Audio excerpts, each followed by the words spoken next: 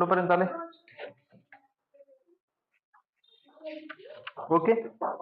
Tropical deciduous forest is over. हा, आता कुठलं? Mangrove forest. हा, कुठलं? हा, thorn forest. Thorn forest.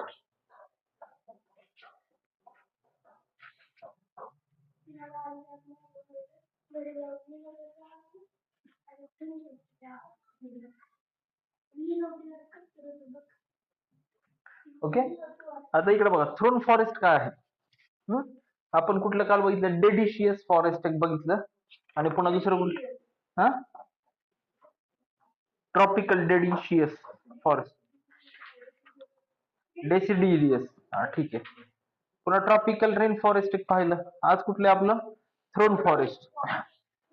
These forests are found in the dry places where the annual rainfall is very less. आता असले forest तुम्हाला कुठे सापडतील? जास्तीत जास्त राजस्थान मध्ये, बरोबर आहे का? हा, असले फॉरेस्ट तुम्हाला कुठे सापडतील रितेश? राजस्थान मध्ये, जिथे काटेरी वनस्पती असतात, ज्याच्यामध्ये पाणी कमी पडतं, रेनफॉल कमी होतो. Okay. These forests fall mostly over the Thar Desert in Rajasthan, northwestern region of the India from the Saurashtra to Punjab. हा, सौराष्ट्रापासून पंजाब पर्यंत. हा, म्हणजे ते तिकडचा राजस्थानचाच एरिया. कुठला? West side. हा, महाराष्ट्राच्या वरचा साइड. अलग लक्षात.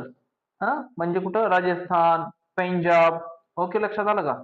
Long roots, baldness and the radial patterns are the most common features of the trees found in the region. काय म्हटले बघा? Long roots, baldness and the radial patterns are the most common feature of the trees. हे most common feature जे आहेत ट्रीजचे जे आहेत. Broadness म्हणजे broad हे असतात, लॉंग रूट्स असतात, रेडियल पॅटर्न्स असतात. Are the most common features of the trees found in the region. लक्षात आलं का? This forest gradually give away a thorny bushes and scrubs. इकडे बघा, इकडे बघा. This forest gradually give away to thorny bushes to the and scrubs. Okay. Desert vegetation such as kikar, babul, acacias, palms, uh, euphorbias, cacti, coarse grasses are found in this forest. म्हणजे हे अशा प्रकारचे झुडप वगैरे झाड तुम्हाला जे आहेत ते त्या फॉरेस्ट मध्ये सापडतात. These forests are home to many mammals including the chinkara, wild ass, horses, camels, and threatened species black buck among others. Okay. Mangroves forest बघा Riteish. Mangroves forest. The mangroves forest of India are the largest in the world. हा, आता हे जे आहेत mangrove forest of Bharat are largest in the world. बरोबर आहे का? Mangrove forest तुम्ही जर कधी बघितलं असेल, जे मोठ्या मोठ्या नद्या वगैरे असतात, हा, त्या नद्याच्या बाजूला झाड आलेली असतात बघा, आणि त्या झाडाचे रूट जे असतात ना ते ओपन झालेले असतात. म्हणजे झाड तर असतात पण रूट्स ओपन झालेले असतात त्याचे. अलग लक्षात. हा, तर ते रूट्स ओपन झालेले असतात ना, ते जे असतात तसले फॉरेस्ट, म्हणजे ते कंटिन्युअस रिव्हरच्या दोन्ही साईड नसतात बघा. अलग लक्षात. रिव्हरच्या दोन्ही साईडनं तसे फॉरेस्ट असतात आणि त्याचे रूट्स ओपन असतात आणि ती झाडं आली असतात, खूप जास्त असतात. अलग लक्षात. तर तशा फॉरेस्टला आपण मँग्रोव्ह म्हणतो बघा. इथे मँग्रोव्ह फॉरेस्ट दाखवले चित्रामध्ये.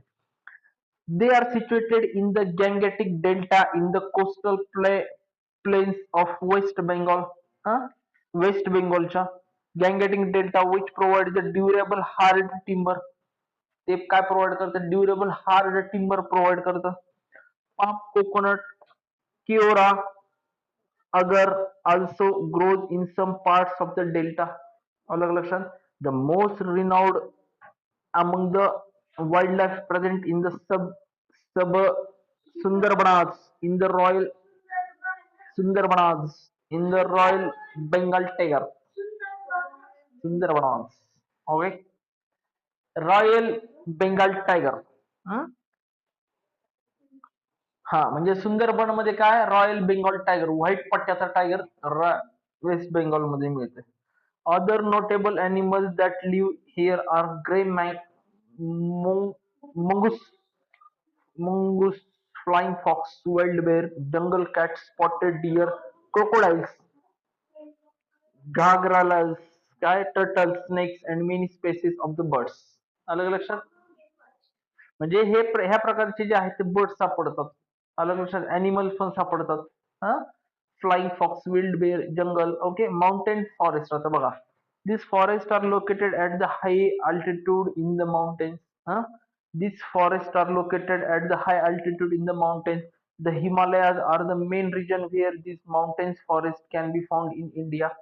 हा म्हणजे हिमालय जे आहे are the main region where the mountain forest can be found in Bharat.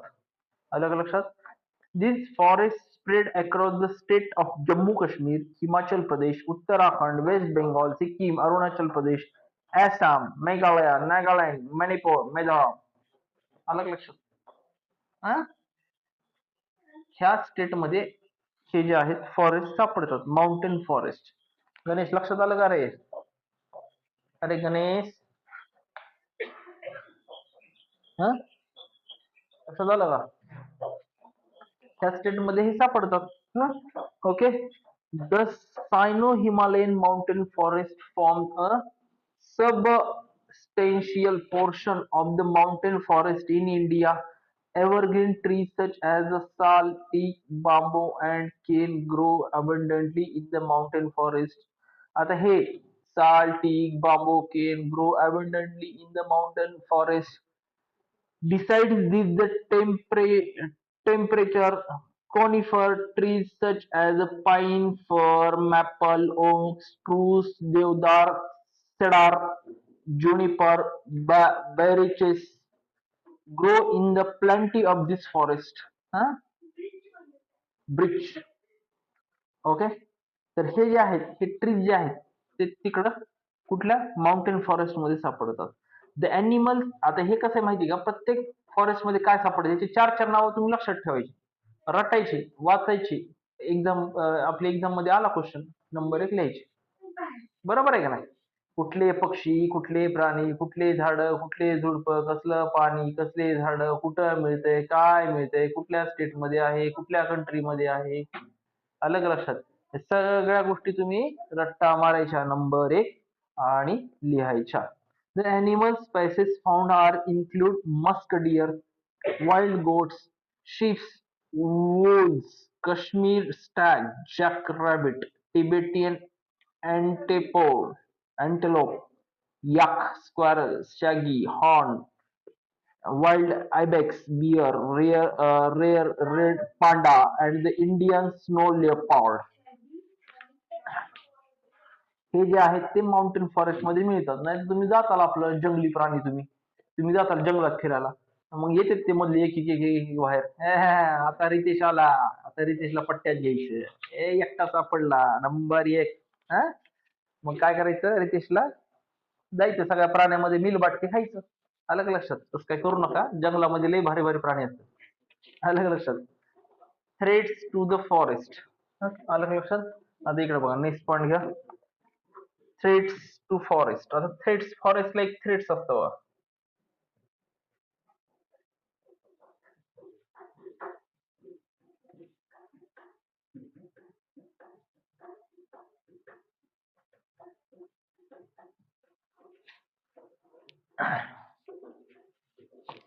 Okay, the major threats to the forest are caused by the human activity. Major threats जे फॉरेस्ट असतात त्यांना कोणाचं असते मेजर थ्रेट ह्युमन ऍक्टिव्हिटीज असते. बरोबर आहे का?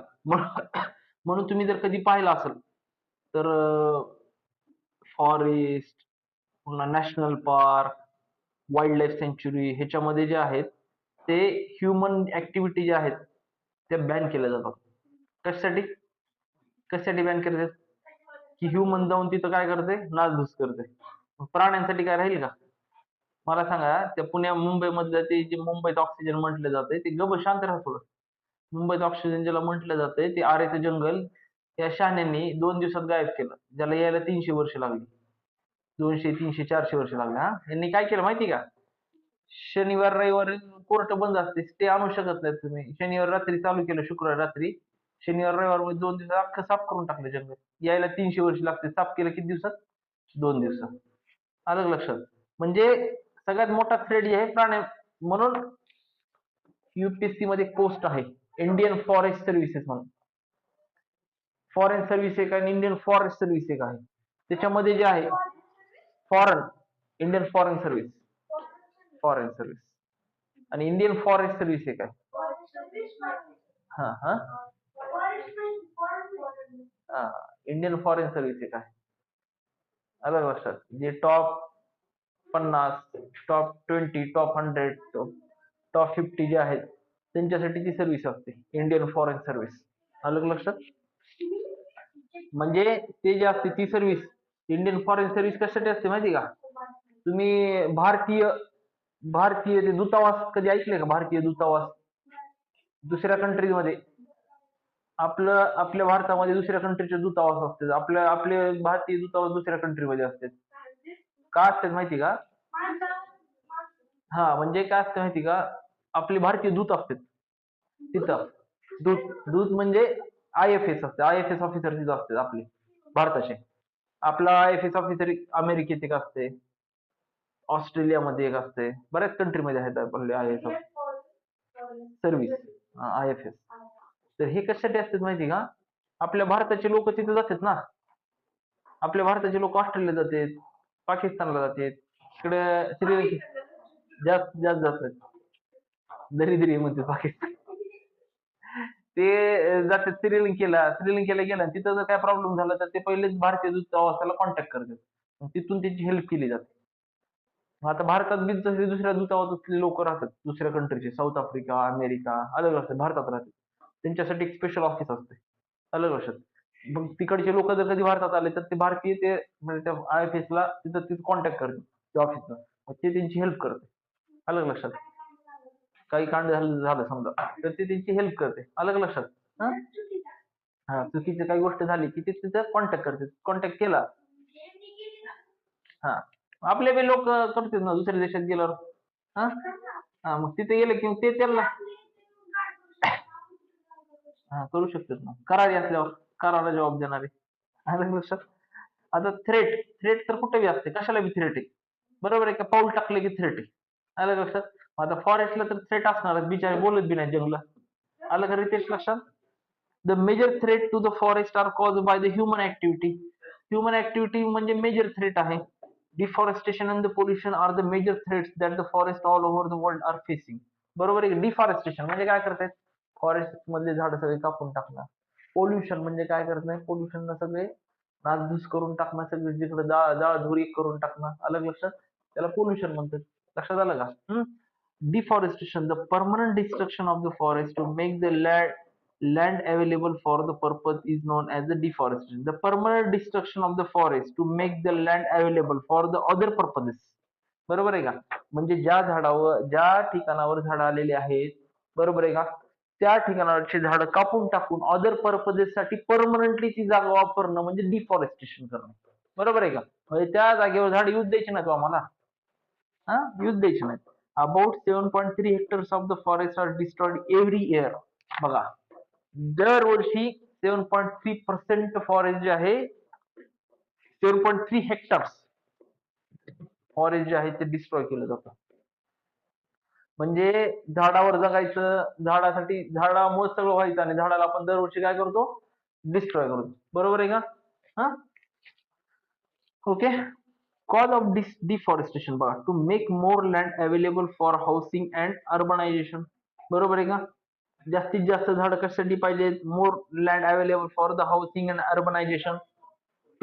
To create more land for the agriculture as the demand for the good increasing due to the increasing to make Ritesh, to make more land available for the housing and urbanization. To create more land for the agriculture as a demand for the food in increasing due to increasing the population. बरोबर आहे का? Deforestation का वाढतंय? हा, आता to create more land for the agriculture, आता deforestation, agriculture करायचं असेल डिफॉरेस्टेशन. बरोबर आहे का?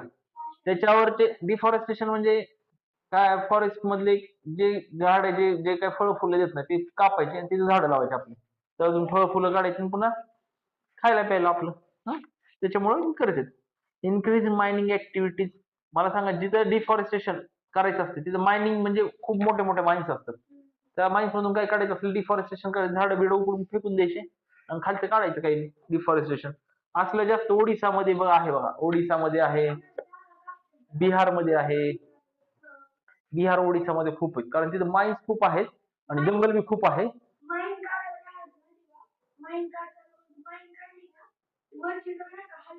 हा. हा.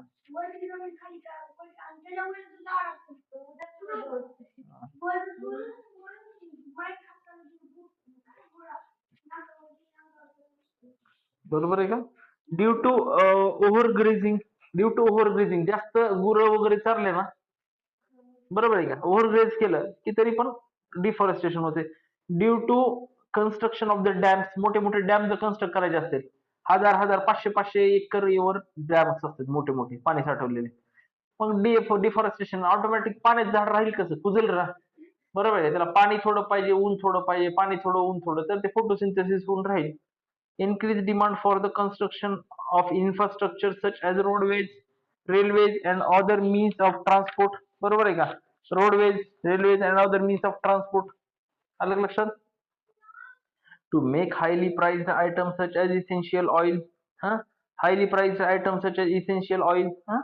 बरोबर आहे. To meet the demand 5 meter, to meet the demand 5 of timber of commercial items such as furniture, paper and construction. हम्म. बरोबर आहे. To meet the demand 5 of timber of commercial items, furniture, paper and construction. बरोबर आहे का? म्हणजे construction मध्ये पण लाकूड वापरतात, पेपर बनवण्यासाठी लाकूड वापरतात, फर्निचर बनवण्यासाठी लाकूड, लाकडाचा लई ठिकाणी वापर आहे. अलग लक्षात? दरवाजे बनवण्यासाठी, बरोबर आहे का, दरवाजा खिडक्या बनवण्यासाठी.